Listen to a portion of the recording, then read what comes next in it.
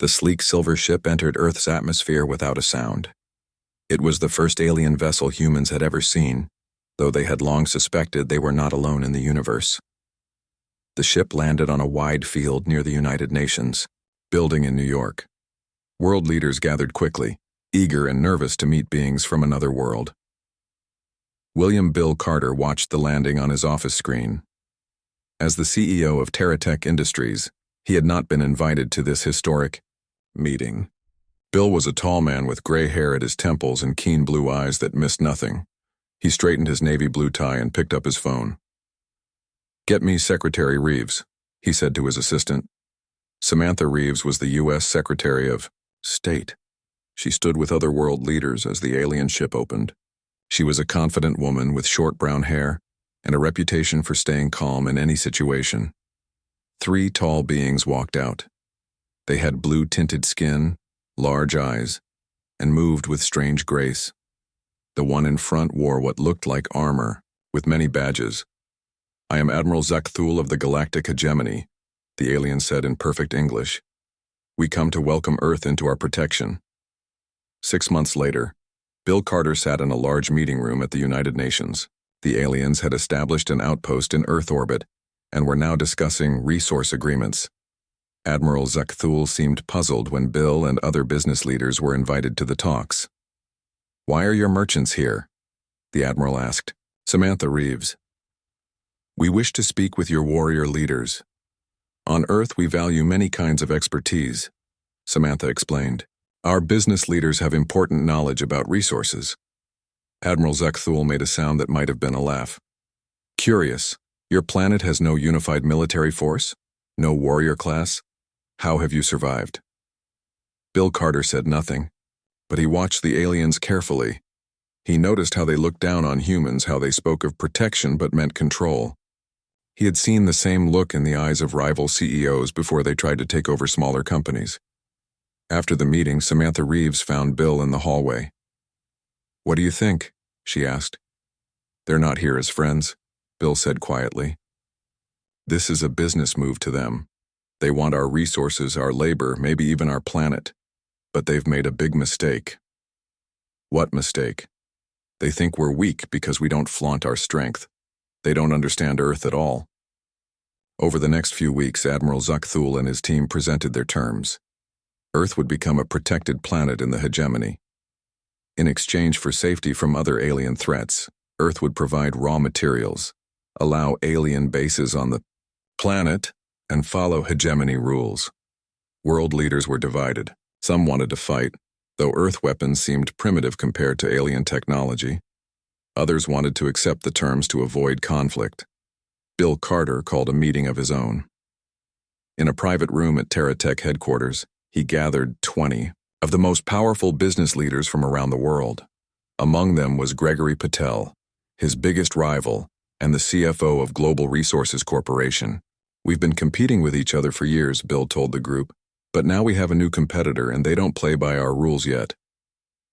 "What are you suggesting?" Gregory asked. He was a serious man with dark eyes and a mind for numbers.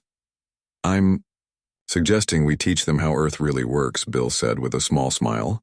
"They think we're simple because we don't have laser guns or space fleets. They've never faced corporate lawyers or Wall Street traders." Patricia Trish Donovan, the top lawyer at TerraTech, spread some papers on the table. "I've reviewed their proposed agreements. They're good, but they have weaknesses, lots of them." The business leaders leaned forward with interest.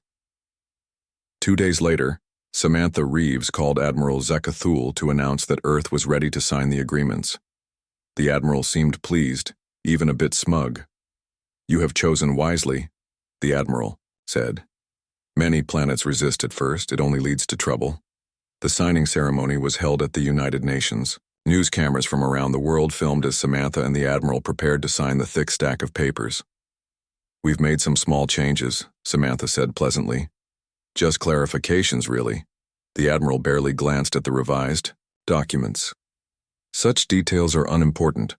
The hegemony is generous to all its protected worlds." Bill Carter watched from the back of the room as the papers were signed. The Admiral and his team returned to their orbiting ship, satisfied that Earth was now under their control. That evening, Bill met with Samantha in his office overlooking the New York skyline. "How long until they realize what just happened?" Samantha asked. "A few weeks, maybe less," Bill said. "Trish's legal team rewrote key sections. We now have access to their technology database for safety inspection purposes. We can form joint ventures with any hegemony corporation, and the resource quotas are now tied to flexible terms that we control. Will they be angry? Of course. But by then, we'll have already begun moving our pieces on the board." Bill looked out at the city. Lights. They came here thinking they would find a primitive planet easy to control. Instead, they found Earth. "What makes you so confident we can challenge a galactic empire?" Samantha asked. "Because they're looking for weapons," Bill said. "They don't realize that on Earth our most dangerous warriors don't carry guns, they carry briefcases, they don't wear armor. They wear suits." He straightened his tie. "The hegemony is about to learn that they're not dealing with a primitive species. They're dealing with something much more dangerous, human business." 3 weeks later, Commander Vexmore rushed into Admiral Zakathul's chamber on the orbital station. "Admiral, the humans have already started 3 joint ventures with hegemony corporations. They're requesting technology transfers under Section 47B of the agreement, and they've filed 17 patent applications using information from our database." The Admiral's blue face darkened. "How is this possible? We've conquered 100 worlds without such problems." "Sir," Commander Vexmore said nervously, "I don't think we conquered this one." Down on Earth, Bill Carter was calling another meeting of Earth's business leaders. Phase 1 had worked perfectly. Now it was time for Phase 2.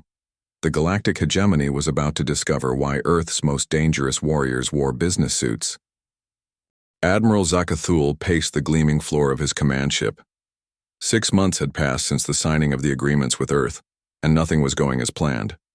The blue-skinned alien commander slammed his fist on the control panel. "How? Did we miss this?" he demanded. Commander Vexmore, his logistics officer, looked nervous. "Sir, we followed standard protocols. We assessed their military capabilities, which are primitive by our standards. We never thought to evaluate their business practices." On the screen before them was a report showing Earth corporations expanding at an alarming rate. TerraTech Industries had formed partnerships with 5 hegemony technology firms. Global Resources Corporation had secured mining rights on 2 hegemony border worlds, and dozens of smaller Earth companies were filing patents based on modified hegemony designs. "These humans are not what they appear to be," Admiral Zakathul said. "Send our best negotiation team. We need to fix these agreements before this gets worse." Down on Earth, Bill Carter sat in his expanded office at TerraTech headquarters. The company had tripled in size since first contact. On his wall hung a digital display showing TerraTech operations spreading throughout the solar system and beyond. Patricia Trish Donovan entered, carrying her ever-present tablet. Her sharp mind had helped craft the legal framework that was now letting Earth companies slip through the gaps in hegemony contracts. "They're sending negotiators," she said with a small smile. "Top-level diplomatic team. They must be worried." Bill nodded. "Good. That means our strategy is working." "Is the team ready?" "Absolutely. We've studied every hegemony negotiation tactic from the data we accessed. Plus, Gregory Patel is joining us." Bill raised an eyebrow. Though they were working together against the hegemony, he and Gregory remained rivals. "Interesting. Why would he help us directly?" "Because he sees the bigger picture," Trish said. "This isn't just about TerraTech or global resources anymore. It's about Earth." The hegemony negotiation team arrived 3 days later. They wore formal ceremonial attire that looked more like battle armor than business wear. The meeting was set in a large conference room at the United Nations building. The lead alien negotiator, a tall female named Val Shar, spoke first. "We have noted concerning patterns in Earth business activities. The original agreements need clarification to prevent misunderstandings." Bill Carter, Trish Donovan, and Gregory Patel sat across from them. They wore simple business suits. Bill's was navy blue, Trish's charcoal gray, and Gregory's dark black. They looked plain next to the ornate alien attire, but their eyes were sharp and focused. We welcome the chance to discuss our partnerships, Bill said pleasantly. We've found them. Quite productive. Valshar pushed forward a new document. These revised terms will help both our civilizations move forward in harmony. Trish picked up the document and began reading. Her eyes moved quickly over the text. Interesting proposals. May we have a moment to review them? The aliens agreed, and the human team moved to a side room. Once alone, Trish shook her head. They're trying to close all the openings we've been using. If we sign this, we lose access to their technology database. All joint ventures come under hegemony control, and our patent applications get frozen. Gregory Patel frowned. They're learning, but not fast enough. When they returned to the conference room, Trish placed a different document on the table. We've prepared a counter-proposal that addresses your concerns while respecting the original agreement. The aliens looked confused. This was not how negotiations usually went with newly discovered worlds. Valshar took the human document and began reading it. Her large eyes widened as she progressed through the text. This is unacceptable, she said finally. These terms would grant you even more access than before. Actually, Trish said calmly, if you look at subsection 14C, you'll see that these terms align perfectly with the hegemony's stated principles of mutual development, as outlined in your own founding charter. Valshar looked startled. How do you know about our founding charter? It was in your technology database, Bill explained. Public records section. We've been studying it carefully. The negotiation lasted for 12 hours. Every time the aliens tried to restrict human activities, Trish found a legal counter based on the hegemony's own rules. When they attempted to limit technology transfers, Gregory presented evidence that such limitations violated 3 different hegemony trade laws. By the end, Valshar looked exhausted. We will need to consult with our leadership, she said. After the aliens left, Gregory turned to Bill. They'll be back with higher-ranking officials next time. Good, Bill said. Meanwhile, we continue with Phase 2. How are your mining operations going?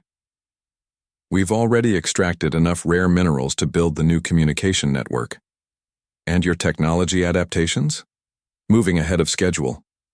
The hegemony designs are impressive, but inefficient.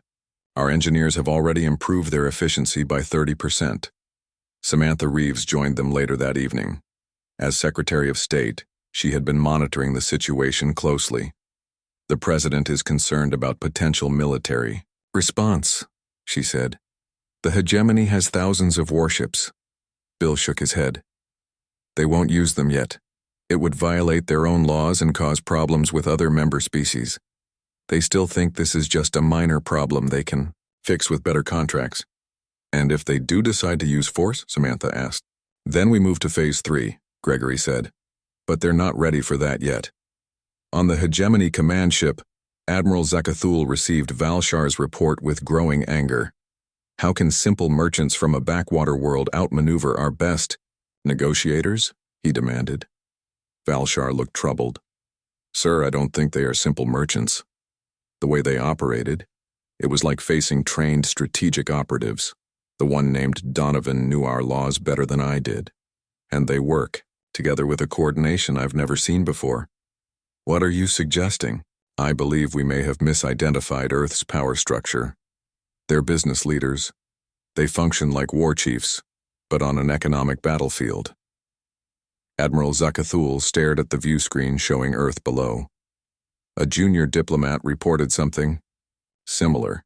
He said their warriors don't carry weapons, they carry briefcases. I dismissed it as foolishness. Commander Vexmore, who had been analyzing data at a nearby console, spoke up. Sir, our intelligence reports show these humans establishing networks throughout our trade routes. They're moving faster than any species we've encountered. The Admiral made a decision. Send a message to High Command. We need to reassess this situation and prepare my ship for departure. Where are we going, Admiral? Vexmore asked. To meet this Bill Carter personally. I want to see what kind of warrior hides in a business suit. The grand meeting hall of Terratech Industries buzzed with whispers as Admiral Zakathul entered. The blue-skinned alien commander was flanked by 6 guards in shining armor. Their presence seemed out of place among the humans in business attire. Bill, Carter stood to greet them. He wore a simple gray suit with a blue tie. Next to him stood Marcus Johnson, his head of security. Marcus was a former intelligence officer with a calm face that revealed nothing, but his eyes missed nothing. "Welcome to Terratech, Admiral," Bill said, extending his hand. The Admiral looked at the offered hand with confusion before slowly reaching out his three-fingered hand to complete the greeting. "Your customs are strange," the Admiral said, "but I appreciate your welcome." They sat at a large oval table. On Bill's side were Marcus Johnson and Elizabeth "Liz" Winters, a venture capitalist who had been funding human expansion into hegemony space. The Admiral had brought Commander Vexmore and a new figure, High Commander Krell, who had been sent specifically to assess the human situation. High Commander Krell was taller than the other aliens, with darker blue skin and piercing yellow eyes. He studied the humans with intense interest. "We have been monitoring your activities," Admiral Zuckathul began. "In just 1 year, Earth corporations have established footholds in 17 hegemony systems. This is unprecedented." Bill nodded politely. "We've found many opportunities for mutual benefit." "Mutual?" The Admiral's voice rose slightly. "Your companies have taken control of 3 major supply chains. Your Terratech now provides communication equipment to 22 hegemony worlds." Liz Winters smiled. "The markets chose our products because they're better and less expensive. Isn't free trade a cornerstone of hegemony policy?" High Commander Krell leaned forward. "We're not here to discuss trade policy. We're here to understand what you're really doing." Marcus Johnson raised an eyebrow. "What do you mean by really doing? Your activities follow patterns similar to military expansion, yet you deploy no warships," Krell said. "You establish beachheads on our worlds through these joint ventures. You gather intelligence through your business networks. Your actions suggest coordination at a level that implies central command." Bill smiled. "We're simply doing business, Commander. Humans have been competing and cooperating in markets for centuries. It's in our nature." The meeting continued for hours. The aliens questioned and probed, looking for evidence of some secret human military strategy. They found only business people discussing profits, markets, and opportunities. Later that day, the alien delegation toured Terratech's main factory floor. Workers assembled advanced communication devices based on modified hegemony designs. The aliens noted that the human versions were smaller, more efficient, and produced at lower cost. "How did you improve our technology so quickly?" "Commander," Vexmore asked. "Innovation is what we do," Bill explained. "Your designs were excellent starting points, but our engineers saw ways to make them better." High Commander Krell watched a team of engineers testing a new device. "On most worlds we contact, it takes decades for species to understand our technology, let alone improve it." The tour ended in a large room where screens displayed Terratech operations across Earth and beyond. One screen showed a map of hegemony, space with dots representing human business activities. The dots covered nearly a quarter of the map. High Commander Krell stared at the map. "This is not normal business expansion. This is strategic deployment." Bill stood beside him. "We prefer to call it market penetration." After the aliens left, Marcus Johnson secured the room and turned to Bill. "They're finally starting to understand." "Yes," Bill agreed, "but they still don't know how to respond. They keep looking for weapons and armies because that's what they understand." Liz Winters checked data on her tablet. "My sources say High Commander Krell has been given authority to take more direct action if needed. Some hegemony factions are pushing for military intervention. They're not ready for that step yet," Bill said. "But we should prepare for Phase 3 anyway. How are our operations on the border worlds?" "On schedule," Marcus replied. "We have people in place throughout the supply chain, and the recruitment program is going well. Several hegemony citizens have joined our companies. They like our management style better." On their ship in orbit, the alien commanders held their own meeting. High Commander Krell paced the command deck. "They are warriors," he insisted. "Not as we understand the term, but warriors nonetheless. Their battleground is economic. Their weapons are contracts and market forces." Admiral Zuckathul nodded slowly. "I begin to see it too." When I looked into Carter's eyes, I saw calculation, strategy. He was assessing me as an opponent. "We should act now," said a new voice. Warlord Krastok had joined the discussion via hologram. He was from an aggressive faction in the hegemony that believed in direct action. "Destroy their corporate headquarters. Show them real power." High Commander Krell shook his head. "That would violate our own laws. Besides, I'm not convinced military action would be effective against their type of warfare." "Nonsense," Krastok growled. "Their planet has minimal defenses. One fleet could bring them under control." "I advise caution," Krell responded. "We don't fully understand what we're dealing with yet." But Warlord Krastok had already made his decision. "I have authority from certain members of the High Council to take preventive measures. My fleet will target key human corporate facilities. We will show these merchants what real war looks like." The communication ended. Admiral Zakthul looked troubled. "This is a mistake." 1 week later, 3 hegemony warships appeared over Terratech's orbital manufacturing facility. Without warning, they fired energy weapons that disabled the facility's communication systems. On Earth, Bill Carter received the news calmly. He gathered his executive team in the crisis room at Terratech headquarters. "It seems Warlord Krastok has made his move," he said. "They've disabled 5 of our facilities so far. No casualties, but they've taken control of our operations in the Proxima sector." "What's our response?" Marcus Johnson asked. The room was quiet, waiting for Bill's answer. "Initiate protocol hostile takeover," Bill said. Trish Donovan immediately began typing on her tablet. Gregory Patel, who had joined via secure video link, nodded grimly. "What about our people at those facilities?" Elizabeth Winters asked. "They know what to do," Marcus assured her.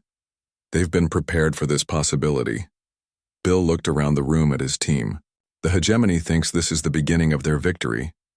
They don't realize it's the beginning of their education." He turned to Nicole Vance, his marketing and psychological operations specialist, who had just joined the team. "Nicole, launch the mimetic campaign we discussed. Ready to go," she confirmed. Bill straightened his tie and looked at the situation map. "Remember, everyone, in business as in chess, sometimes you have to sacrifice a few pieces to win the game. Warlord Krastok just moved exactly as we predicted. Now it's our turn." Warlord Krastok stood on the bridge of his command ship, watching with satisfaction as his fleet secured another human facility. In just 3 days, his forces had taken control of 12 key human corporate outposts across hegemony space. "You see," he said to his officers, "these humans fold quickly when faced with real power. Their business tactics mean nothing against our weapons." His second-in-command looked less certain. "Sir, don't you find it strange that they've offered almost no resistance?" "Because they can't," Krastok said dismissively. "They are merchants, not warriors." On Earth, in a secure room deep beneath Terratech headquarters, Bill Carter watched the hegemony fleet movements on a large display. Around him, his team worked at various stations, their faces lit by blue screen light. "They've taken all the targets we expected," Marcus Johnson reported. "Right on schedule." Nicole Vance looked up from her station. "The mimetic campaign is spreading through hegemony communication channels. The first reports are coming in from their news networks questioning Krasotok's actions." Daniel Wright, the logistics expert who had recently joined their team, studied supply chain data on his screen. "All systems are go. Supply chain disruptions have been initiated at precisely the points we discussed." Bill nodded, his face calm. "And the financial operations?" Gregory Patel, connected via secure video, answered. "Global Resources has already begun. We're moving against Krasotok's funding sources as planned." Samantha Reeves entered the room. As Secretary of State, she had been coordinating the official government response. "The President has announced economic sanctions against hegemony worlds that support Krasotok's actions," she said. 7 worlds have already contacted us privately to distance themselves from the attacks." Bill smiled slightly. "Everything is proceeding as expected. Now we wait." In hegemony space, the effects of protocol hostile takeover began to appear within days. On 3 key military supply worlds, shipments of crucial components, mysteriously, failed to arrive. Krasatok's fleet found their support systems faltering. "What do you mean the fuel shipment isn't coming?" Krastok demanded. "Order them to deliver immediately." His supply officer looked nervous. "Sir, the company that manages the fuel distribution has changed ownership.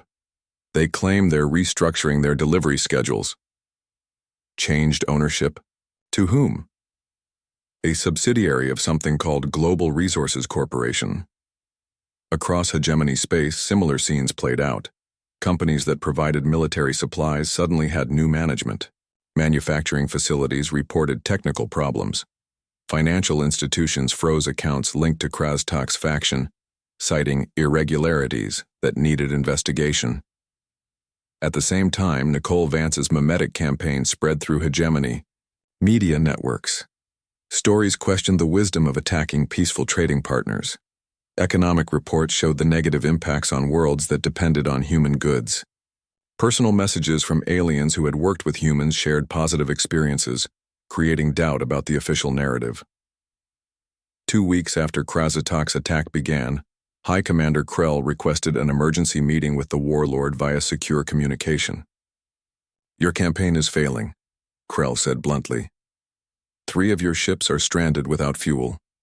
Your ground forces report supply shortages, and the Council is receiving complaints from 17 worlds about economic hardship caused by your actions.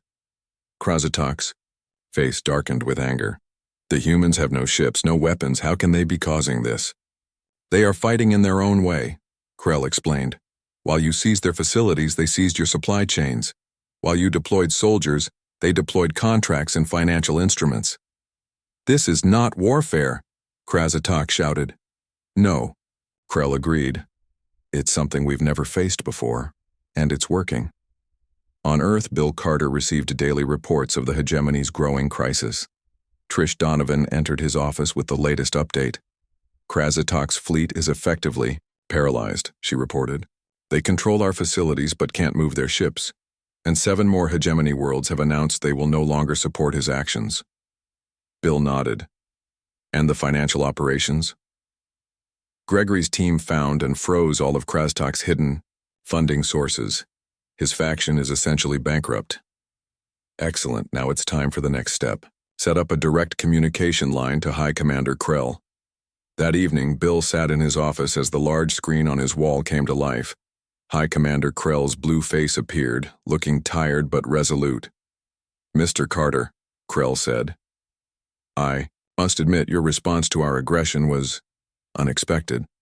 "We simply used the tools we have," Bill replied calmly. "Your warlord Krastok made the mistake of thinking the only power that matters comes from weapons. The Hegemony Council has relieved him of command," Krell admitted. "His actions were not authorized by the full council." "I'm glad to hear that. Does this mean our facilities will be returned?" "Yes, but I must ask, how did you do this? How did your people manage to control our supply chain so completely?" Bill smiled slightly. "We've been preparing since the day you arrived, Commander. While your military was watching for ships and weapons, our corporations were building networks throughout your systems. We placed people in key positions. We learned your financial systems. We mapped your supply chains. In short, we did what Earth businesses have always done. We found leverage." Krell was silent for a moment. "This is a kind of warfare we have never encountered. On Earth, we learned long ago that true power isn't about destruction. It's about control of resources, information, and systems. The business suit became the uniform of our most effective warriors, because the most important battles weren't fought with weapons." "The Council wishes to negotiate new terms," Krell said finally. "We're always open to negotiation," Bill replied. "But this time, we'll be setting more of the terms." After the communication ended, Samantha Reeves joined Bill in his office. "That went well," she observed. "What's next?" "Now we begin Phase 4, Bill said. "The hegemony needs to understand that Earth doesn't want to conquer or control them. We want partnership, but on equal terms. Do you think they'll understand that?" "Some already do," Bill replied, looking at the stars visible through his office window. "Krell sees it, Others will follow. They've learned that Earth's most dangerous warriors don't need warships or energy weapons. All we need are our minds, our networks, and sometimes a well-tailored suit. Across hegemony space, the news spread quickly. Human corporations began restoring normal business operations. Markets stabilized, and quietly, a new respect for Earth began to grow among the alien species. In his private chamber, High Commander Krell made a personal log entry. I have encountered many species and many forms of power in my long career, but these humans, they conquered us without firing a shot. Their business suits weren't armor as we understand it, but they were the uniform of Earth's most formidable force. I believe the hegemony has much to learn from them. 5 years had passed since first contact between Earth and the Galactic Hegemony. The grand hall of the newly built Earth Hegemony Council building sparkled with light. Delegates from 37 alien species mingled with humans from various nations. The atmosphere was one of celebration and mutual respect. Bill Carter adjusted his tie as he looked out over the gathering. His hair had more gray now, but his eyes still carried the same sharp intelligence. Beside him stood Frank Morris, the economic advisor who had helped create the new framework for interstellar commerce. "Did you ever imagine it would turn out like this?" Frank asked. Bill smiled. "Not exactly like this, but I knew we would find our place among the stars." The journey had not been easy. After the defeat of Warlord Krastak's military action, there had been months of tense negotiations. The hegemony had been forced to recognize that their usual approach to new species would not work with humans. Earth refused to be just another protected world paying tribute to the galactic powers. Grand Arbiter Zinlox, the highest authority in the hegemony, approached them. The tall alien had green-blue skin and moved with graceful dignity. "Mr. Carter," said the Grand Arbiter, "the ceremony will begin soon. Are you prepared?" "Of course, Grand Arbiter. This day has been long in coming." Today marked the formal recognition of Earth as a full and equal partner in the galactic hegemony, not as a subject world, but as a governing member with full rights and privileges. It was a status no world had achieved in less than a century of contact. Victoria Rodriguez joined them. As the head of Earth's cultural exchange program, she had worked tirelessly to help aliens understand humans, and humans understand aliens. "The education delegations have arrived," she reported. 23 worlds have sent representatives to study our business and governance models." Bill nodded. After the events with Krastak, many hegemony worlds had become interested in how Earth operated. They wanted to learn the secrets of human success. "Make sure they get to visit real businesses," Bill said, "not just government offices. They need to see how it all works together." The ceremony began with speeches from leaders of both Earth and the hegemony. Samantha Reeves, now serving as Earth's first ambassador to the hegemony, spoke of partnership and mutual growth. Grand Arbiter Zinlox spoke of new beginnings and the wisdom gained from cultural exchange. When it was Bill's turn to speak, he approached the podium with calm confidence. The room fell silent. "5 years ago," he began, "we met as strangers across the gulf of space. The hegemony saw us as a primitive world to be protected and guided. We saw the hegemony as a potential threat to our independence. Both views were incomplete." He paused, looking around the room. What neither of us fully understood was that different worlds develop different kinds of strength. The hegemony built mighty fleets and mastered the stars. Earth developed complex economic systems and business practices that allowed us to organize human activity on a massive scale. The audience listened intently, many using translation devices to follow his words. When our worlds met, there was confusion. The hegemony looked for warriors in armor and found none. They didn't recognize that on Earth our most effective warriors wore business suits and fought their battles in boardrooms. They didn't see that spreadsheets could be as powerful as warships. Grand Arbiter Zinlox nodded in agreement. "Today, we move forward together," Bill continued. "Earth brings its strengths in innovation, commerce, and organizational efficiency. The hegemony brings its vast knowledge, technological achievements, and galactic experience. Together, We are creating something new and better than either could achieve alone. After the ceremony, a small group gathered in a private room. Bill was there with Samantha, Frank, Victoria, and several others who had been part of Earth's rise to galactic importance. They were joined by Grand Arbiter Zinlox, High Commander Krell, and a few other high-ranking hegemony officials. "I have a question," said a young alien diplomat who had recently arrived from a distant hegemony world. "Why did humans choose commerce as their path to power? Most species focus first on military strength or scientific advancement." Bill thought for a moment. "We did focus on those things too, but humans learned over centuries that true power comes from systems and organization. A single person can only do so much. But create the right systems, economic, legal, educational, and millions of people can work together toward common goals." The business suit became the symbol of this approach, Frank added. The person wearing it might not be physically strong, but they could direct vast resources and make decisions affecting thousands of lives. High Commander Krell, who had witnessed the entire journey from first contact to today, spoke up. "What impressed me most was how quickly humans adapted to galactic society. You took our technology and improved it. You studied our laws and used them more effectively than we did. You built networks throughout our systems before we even realized what was happening." Grand Arbiter Zinlox nodded. "The hegemony has existed for 12,000 years. We thought we had seen every form of power and influence, but Earth showed us something new. You conquered not with weapons, but with contracts, not with destruction, but with creation." Bill smiled. "Not conquered, Grand Arbiter. Partnered." "Yes," Zinlox agreed. "And that is perhaps the most important lesson. Your greatest strength wasn't in taking control, but in creating connections that benefit all parties." As the evening continued, Bill stepped away for a moment to look out a window at the stars. Earth was changing, and the galaxy was changing with it. Human businesses were spreading throughout hegemony space, bringing innovation and efficiency. Alien technologies were transforming life on Earth. New hybrid organizations were forming, combining the best aspects of both civilizations. Samantha joined him at the window. "Quite a view," she said. "Yes," Bill agreed. "And to think 5 years ago they almost missed seeing our true strength because they were looking for the wrong symbols of power." "The universe is full of surprises," Samantha said. "I wonder what we'll learn next."